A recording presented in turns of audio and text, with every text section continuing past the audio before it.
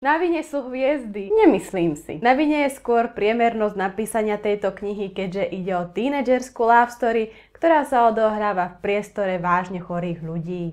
Vítajte v Inferne na polícii.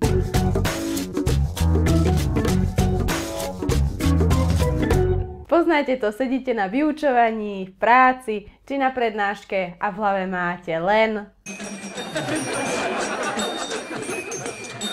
Presne tak nejak sa mi čítala táto kniha. Publikácia Na vine sú hviezdy sa umiestnila viac ako 57 týždňov v rebríčku New York Times Bestsellers. Never, not in a million years, absolutely not. No way, Jose, no chance, Lance, niet, negatory, nah, V našich prominentných knihkupectvách sa táto publikácia umiestňuje v top 10 najpredávanejších kníh. Na prebale tejto knihy môžeme nájsť také klišé srágory, ako sú: bez bolesti by sme nevedeli, čo je to radosť, bolesť si treba vytrpieť. You don't say.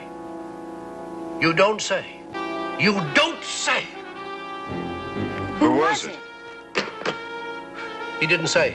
Cháp. No áno, ešte si živo predstavujem tú bolesť, keď som mala ruku v sadre počas Vianoc. Knihy o rakovine sú hlúposť. Tak nejak Hazel, hlavná protagonistka, pristupuje k svojmu problému a tak nejak sa autor chce obhájiť tým, že píše práve o tejto téme. Ja lenže...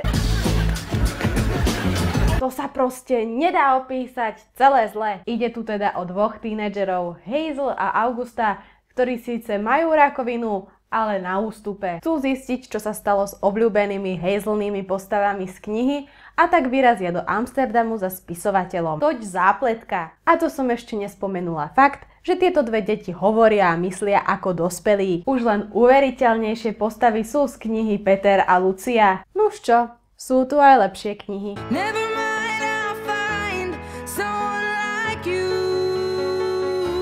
Viem, že život nie je.